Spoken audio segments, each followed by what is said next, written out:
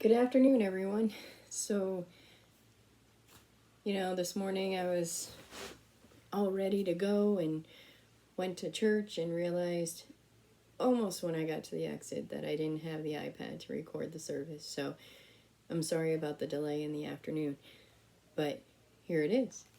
And today's message is coming from the book of James in our series about taming our temper. It was pretty tame when I realized I didn't have my iPad, but I was still pretty angry. I had it all laid out, good to go. Oh well. Life went on. We had a good service. But now I'm here to share the message with you guys. So we all have anger. I mean, there's no way around it. But many of us, whether we want to admit it or not, have a problem with controlling our anger. And that's the difference. Whether we blame others or ourselves, whether we express our anger or repress it, whether we avoid or attack, our anger still exists. It does not ever go away. It just comes out in different ways. For me, I'm a stuffer. I'm a stuffer. I won't blow up at you. I won't yell at you. I will stuff it down. And then I'll make snide comments. I'm very passive aggressive that way. Has there been a time where my anger was more outward? Absolutely. But the problem is not that we get angry, it is what we do with our angry feelings. Why does it matter so much? If left uncontrolled, our anger can destroy us and those around us. So how do we tame our temper? And how do we get a hold of anger, especially when it is destructive to our families, our marriages, our friendships, and ministries? The book of James was written to people who were experiencing hard times. James knew that under the intense pressure and stress they were facing, they would be likely to say and do regretful things to others out of their anger and frustration. I talked about this morning how since I was a stuffer, and Michelle would say something to me, and most of the time I took it the wrong way. I construed it the wrong way. She never was ever angry at me. But she, the way she would talk to me, I would take it and internalize it because I'm a sensitive introvert, and I just internalize everything and twist it all up, and it just never comes out. I don't hear it the way I should have heard it. And so I sit in it, usually 3 days. Although I'm getting better. It's a shorter time span now. And then after 3 days I text and I'm like, I'm sorry, I've been angry at you. And this is why. Or I won't say why, and she'd be like, really? You are? So, the book of James was written to people who were experiencing hard times. So God inspired James to write a 3-part anger management plan. He gave us a plan. We don't even have to figure it out on our own. God was like, you know what? You guys are going to need it. You're absolutely going to need it. So he wrote, my dear brothers, take note of this. Everyone should be quick to listen, slow to speak, and slow to become angry. For man's anger does not bring about the righteous life that God desires. And that's James chapter 1, verse 19. Blowing up with anger or stuffing angry emotions does not produce the righteous life that God requires. There was a time back at the old shop, I got angry. I was so angry. And, 2 people in my life were very protective of me. But one wasn't healthy for my life. And the one that saw that told me that, and I got mad. So much so that Roberta saw my rage, my anger come out. I saw red. I actually punched a wall. Now, what did that do? It didn't change the situation. It didn't change anything. And in fact, it just made it worse because my hand hurt after that. You know, the consequences of my actions, right? Anger doesn't generally help. Generally. Unless it's for the right reasons. There is justified anger.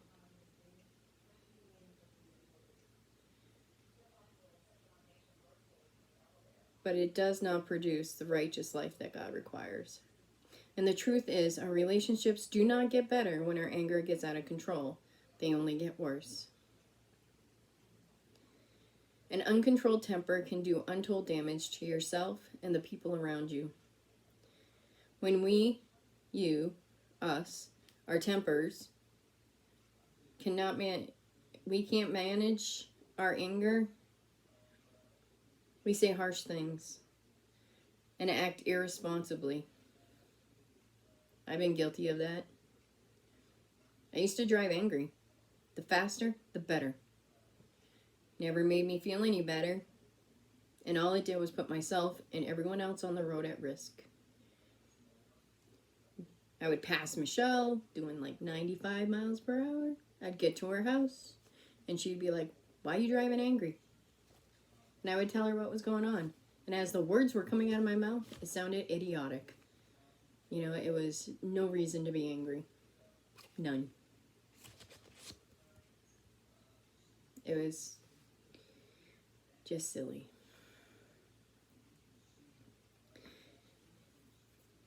So in Proverbs 11:17, it says, "A man who is kind benefits himself, but a cruel man hurts himself."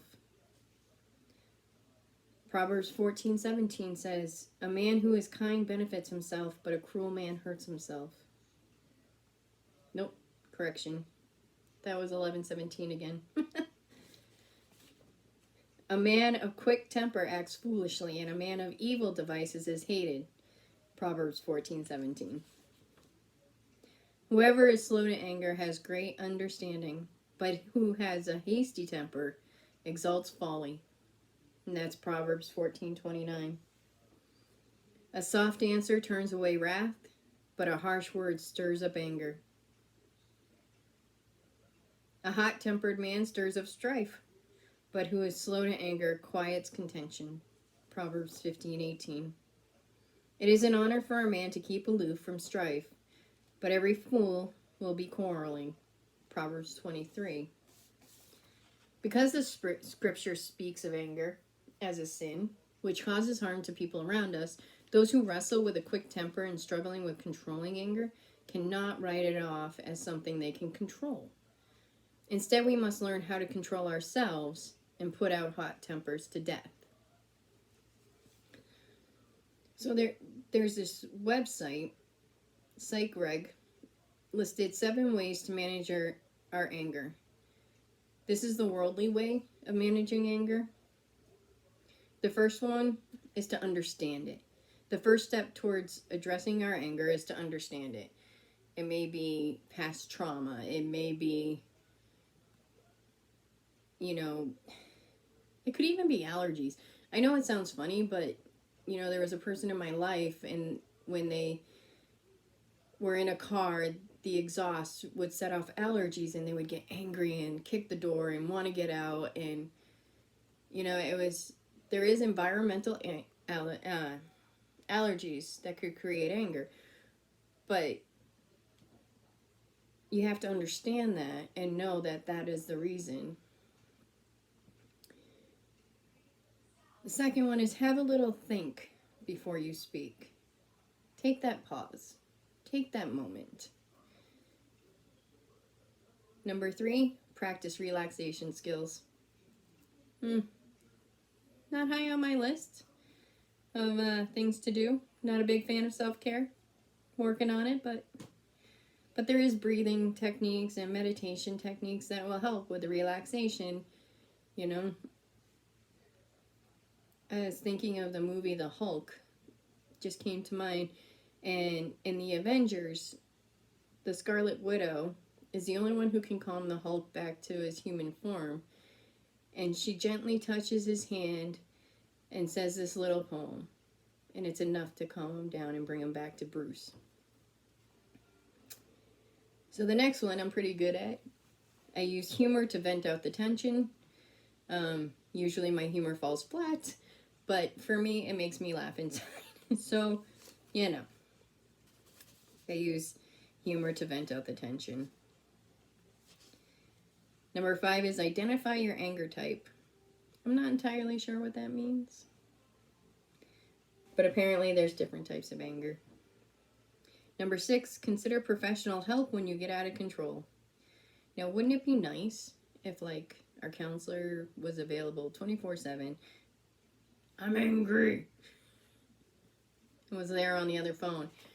And to the phone when you call. Unfortunately, we have to make an appointment. But at that appointment, we can talk about the anger and the issues and try and understand it. Oh, there's number 1. So, in the last one, number 7, tame your temper. Just try and take it back a moment. You know, halt. Halt. You know, if you're hungry, eat something. If you're angry, just take a moment. If you're lonely, reach out. That's what friends are for. And if you're tired, take a nap. I'm not very good at that one either. But anyways, so this is the biblical version of that. So the first thing you can do to control your anger is repent,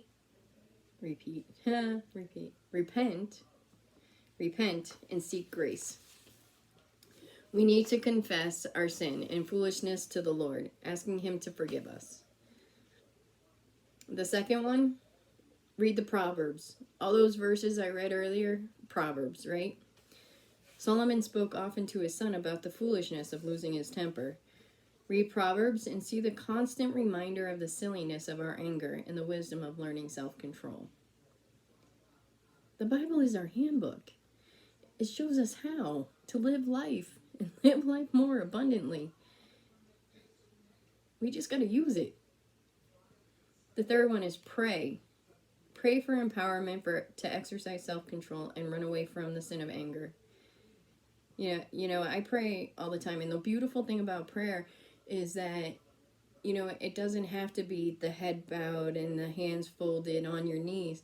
You can just have a conversation with God, just the way I'm having a conversation with you, you know. And I think to myself, people must think I'm crazy as I'm driving down the highway, being frustrated that I left my iPad and asking God just to touch the message and, you know, just figure out a way to get this done this morning for His glory. I'm sure they're thinking, wow, she's just talking to herself. And that's okay. That's okay. Number 4 is think. In order to fight anger, we need to have a better understanding of the workings of our heart. Think about what's causing the anger. Think about, you know, is this really worth being angry about? Most of the time it's not. It's little things that just add up and the enemy uses to like irritate us and make us angry. The 5th thing, not a big fan of at all, it's exercise. But if temper tantrums come as a result of stress, then working it out will be working out. I have temper tantrums all the time. I do. You know, I pout. But I was thinking about an example. I was placed on a medication, and one of the side effects was anger. And I was in the car and with someone that I would never, ever hurt in a million years. And I was like, just stop the car. Let me out. Go home. I don't care how I get home. I want to hit you. And I can't hit you because I shouldn't. I shouldn't want to hit you. They obliged. You know, I mean, granted, that was a side effect of a medication, but, you know, it was a tantrum. It was a tantrum that didn't need to happen. The next one, also not a big fan of because I don't get a lot of it. Sleep. Get plenty of sleep. It gives you greater self-control. So that's where, you know, when I said halt earlier, the hungry, angry, lonely, tired, you know, if you're feeling any of those things, you just need to halt and take a moment and rectify those things. If you're hungry, eat something. If you're angry, breathe through it. Talk it out to someone. If you're lonely, reach out. If you're tired, take the nap. You know, I'm a good one for not doing that and just pushing through and being exhausted, and, you know, and then, you know, the enemy will take that and just work on my emotional state of like, you know, I told Paul and Michelle this morning, I was like, you know, you know, when you write a message and it just falls flat, that's where I'm feeling. I'm feeling like it's not good enough. It's not good enough. It's not good enough. You know? And the last one connects to the L of lonely. Get accountability. Ultimately, we are accountable to God for all attitudes. All our attitudes, thoughts, words, and deeds. But after understanding that it is good to seek out other Christians to help us in the journey. You know, I have a couple accountability partners in my life. You know, and they all are there to support me in different things, and, you know, they all bring different perspectives to my life. So yeah, that accountability is key to working out the anger.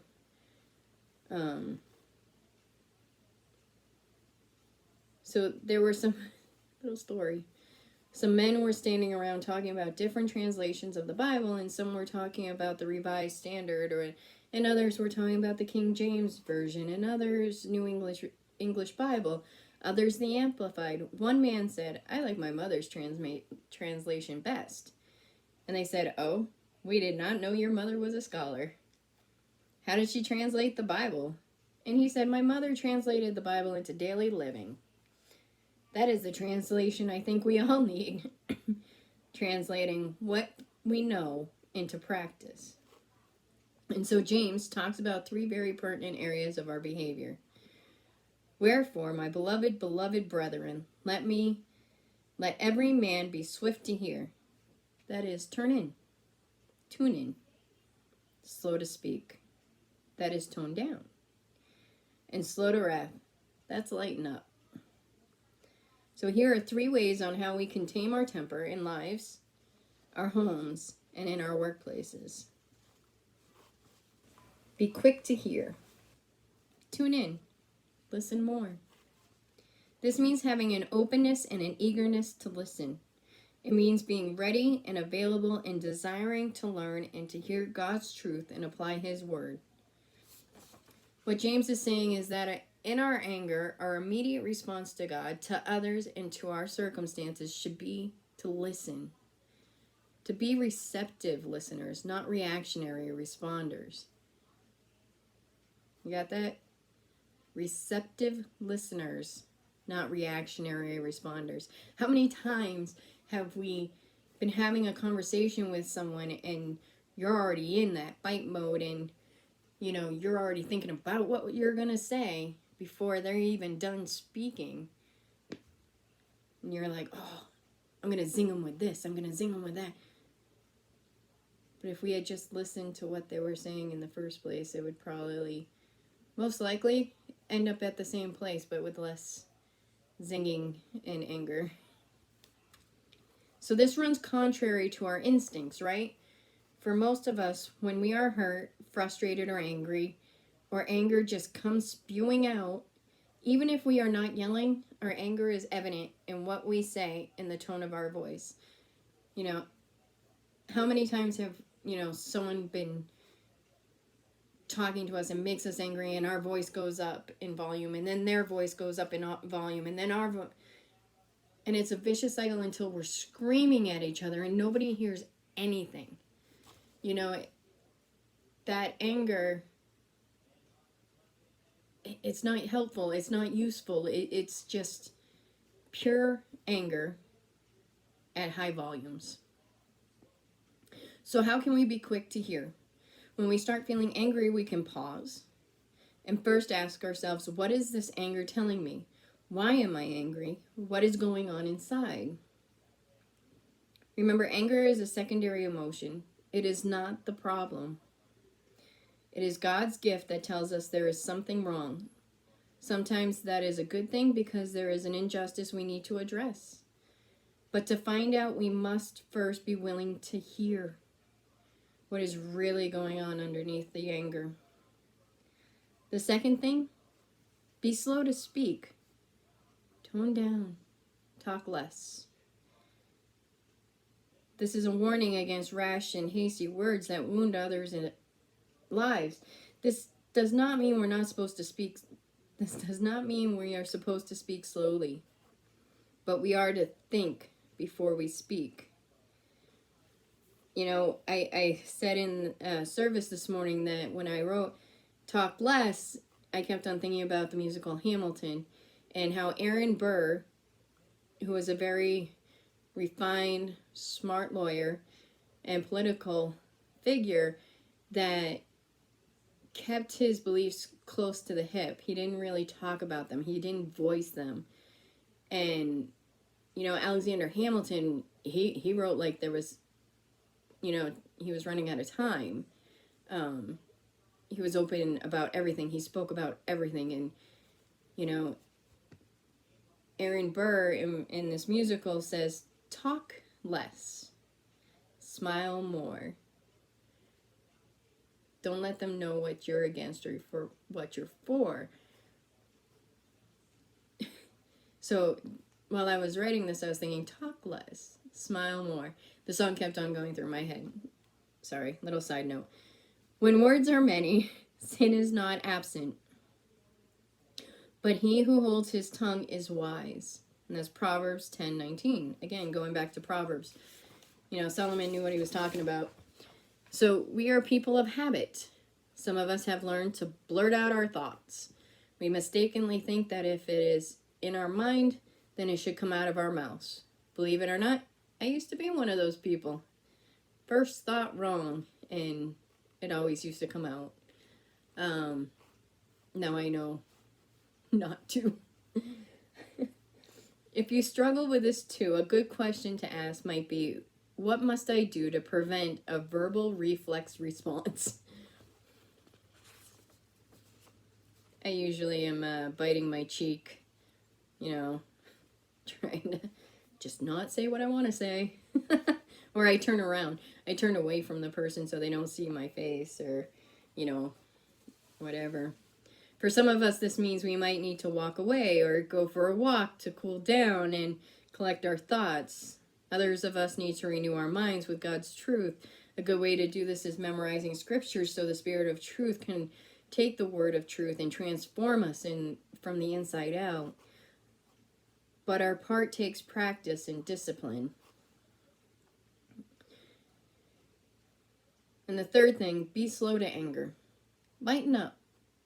Calm down. Do not be quickly provoked in your spirit, for anger resides in the lap of fools. Ecclesiastes 7:9.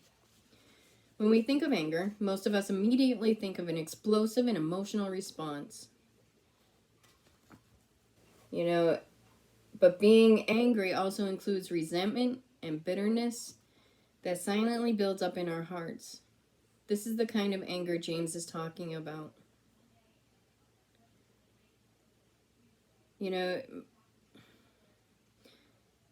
growing up, my sister is 6 years older than me, and we got along, but not really. But there was an instance that I was already angry at myself for my drinking and my behavior. And I showed up to a family event, and I had empty beer bottles in the back of my car. And my sister and I were already fighting about something else. And so I pull up and I get out and I'm heading towards the house, and she looks in my back seat and she was like, you really shouldn't drive around with those. And I just say, you're just mad about the other thing that we're fighting about. It doesn't matter what it was at this point, you know. But I screamed at her. I screamed at her. And she didn't mean anything by it. She was just concerned for me, you know. And that's all it really was her concern for me and my life.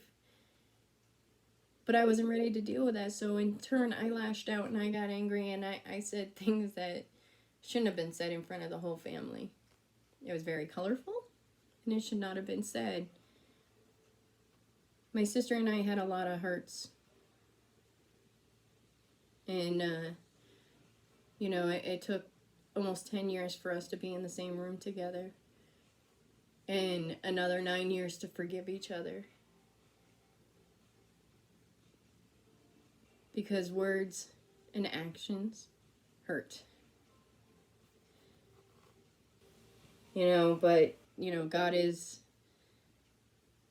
the maker and the keeper of time, and he can make up that time. So we are able to talk, and, you know,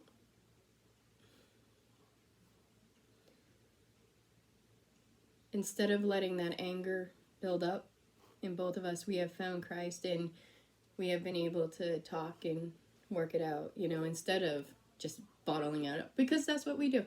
Our family is, we're stuffers. We're definitely stuffers in our family.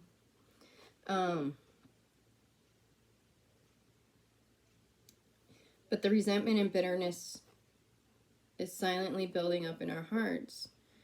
And this is, like I said, this is the kind of anger James is talking about. God doesn't want us to feel that way. He doesn't want it to be a part of our lives, because it'll slowly kill us emotionally and physically and mentally. It'll take a toll on all of us. So how do we be slow in allowing those resentful feelings from building up? Our life-changing response to anger becomes when we replace reaction with reflection. You know, I got mad at someone, you know, and we happened to work together, and I got mad at the situation. He got mad, argument ensued, and my first reaction was to go buy a pack of cigarettes. Yeah, that's so healthy, and that's going to totally help with the anger, but that's what I did. And, you know, I was just angry, and I was frustrated, and I said words I shouldn't have said, because I didn't listen to James and take that pause. And I didn't pray, and I didn't take that moment. And so I went and bought a pack of cigarettes, and I was smoking, and this coworker at the time knew that I was trying to quit. And he came up to me, and he was like, did you buy a pack of cigarettes because we argued? And I was like, yeah. And he was like, I'm so sorry. And I was like, you can't take that on. I was like, you can't control my actions. You can't control my choices. You know, I had every choice as an adult to not buy a pack of cigarettes. I was like, you can't take that on. And you know, he was like, oh, okay, but I feel bad. And I was like, and that's okay too, but don't take on the consequences of my actions, you know. I'm just as guilty of being angry and yelling and choosing to go do that. And, you know, I didn't have to. I didn't have to go buy that pack of cigarettes. Nope. I could have just prayed through it. But instead I was like, forget it. I'm just going to go smoke. It was a great justification. We're good at that. So a key question to ask would be, what root issue is behind this anger? Am I hurt, frustrated, feeling threatened? With the help of God's plan, a little practice, you can be on your way to taming your temper. So be slow to wrath means be slow to take offense and get angry. You should never lose your temper. And a matter of fact, you do not lose it, actually. What you probably do is find it. But you see, the Bible does not say never be angry. Ephesians chapter 4, verse 26, in your anger, do not sin. Do not let the sun go down while you are still angry. It's wrong when our anger becomes sin, and it easily can. Jesus got angry, and Jesus was without sin. Some people never think Jesus ever got angry, but he did. I'm pretty sure he was angry when, his mom asked him right off the bat, hey, son, we're out of wine. Can you hook us up? And Jesus's response was, "It's not my time, woman." And he could have said it angrily. He could have had a temper tantrum, stomped off, and was like, "How dare she ask me to do this before my time?" But he didn't. He showed her respect. He was calm. And he performed the miracle. In Mark chapter 3, verses 4 and 5, then Jesus asked them, "Which is lawful on the Sabbath, to do good or to do evil, to save life or to kill?" But they remained silent. He looked around at them in anger and deeply distressed at their stubborn hearts, said to the man, "Stretch out your hand." He stretched it out, and his hand was completely restored. So it says in the Word, Jesus was angry. Jesus did get angry, but it was for the right reason, for the right thing, and displayed in the right way. His anger was never sinful. A bitter word may hate and stall. A brutal word may smite and kill. A gracious word may smooth away. A joyous word may light the day. A timely word may lessen stress. A loving word may heal and bless. And again, Jesus said, "Which is lawful on the Sabbath, to do good or to do evil, to save life or to kill?" But they remained silent. He looked around at them in anger and deeply distressed at their stubborn hearts. If we are honest with ourselves, we all know that the real battles of life are inside, not outside. My greatest challenge is the person looking back at me in the mirror. When I say the human heart is unruly, I'm not talking about yours. I'm talking about mine. What we are on the inside matters more than what happens on the outside. This is where the little book of James becomes incredibly relevant. This was written 2,000 years ago to a people that were under siege, scattered, oppressed, believers barely hanging on to their faith, and it speaks with amazing clarity to life today. James wants us to discover the freedom that comes when we respond the right way to the pressure of life.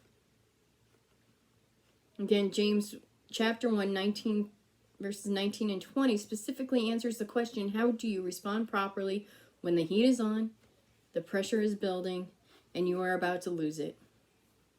Pay attention again to the answer. Know this, my beloved brothers.